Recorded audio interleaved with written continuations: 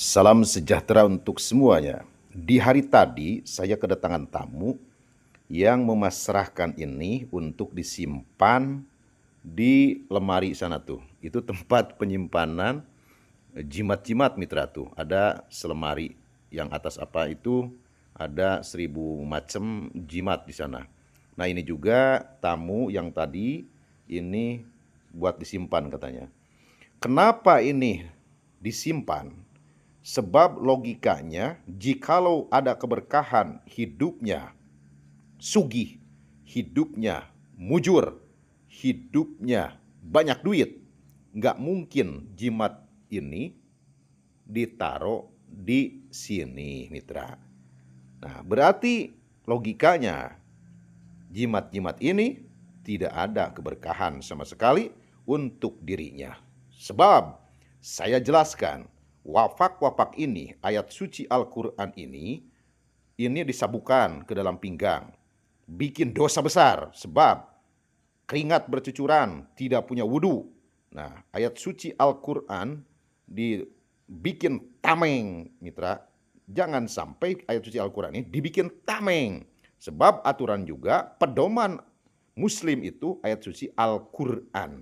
Jadi bacalah, pelajari, rerapkan istilahnya, dan jalankan sesuai dengan petunjuknya. Bukan digini-gini.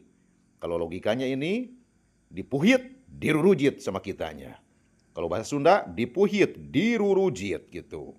Jadi mau dapat syafaat dari Kanjeng Rasulullah, Nabiullah Nabi Muhammad Sallallahu Alaihi Wasallam, kita mengharapkan syafaat itu, tapi ayat sucinya kok dipuhit, dirurujit, dipuhit, istilahnya dirusak gitu, dengan dipakai teganan ataupun dipakai ya semacam sabuk. Ini nih, ini sabuknya nih tuh, ada sabuk 7 lipat mitra, ada sabuk 3 lipat di sini tuh, ini sapu tangan tuh. Nah ini versi saya juga istilahnya janganlah, kalau versi saya itu jangan. Sebab kita hidup itu berpedoman dengan ayat suci Al-Quran. Jadi kalau ayat suci Al-Quran sangatlah istilahnya agung sekali. Jikalau ayat suci Al-Quran agung, kenapa ini dibikin istilahnya rusak, dibikin dosa? Jiwa raga kita itu dosa, mitra. Sebab ini kena apa namanya?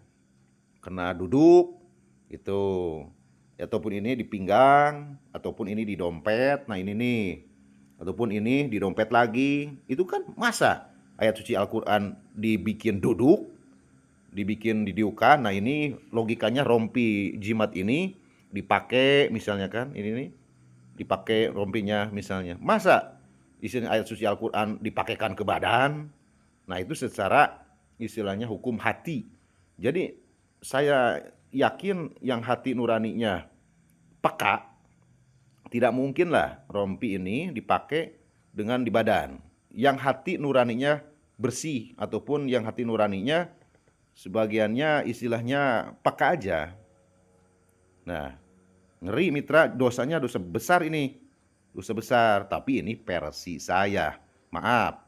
Semua punya versi masing-masing, semua punya pegangan masing-masing. Kalau ini versi saya, makanya dijabarkan di ranah saya di sini.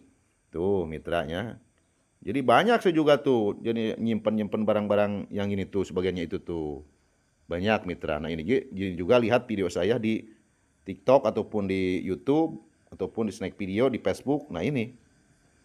Jadi jangan sampai kita dosa yang tidak kerasa. Jangan sampai kita membawa ini dosanya besar sekali untuk kita. Jadi kehidupan kita bukannya berkah, bukannya kaya raya, malah sengsara. Malah istilahnya apa namanya? Serat rezekinya. Sebab di dalam kehidupan juga sehari-harinya ini dosa mulu. Dosa terus sebab megang yang ginian. Tuh.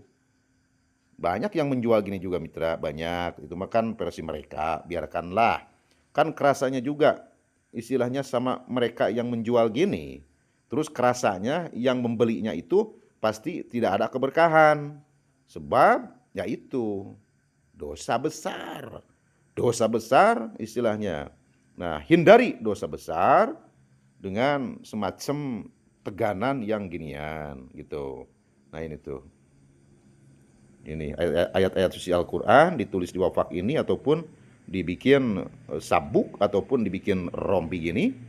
Jadi kalau menurut saya mendingan hindari saja. Cari istilahnya yang aman-aman sajalah.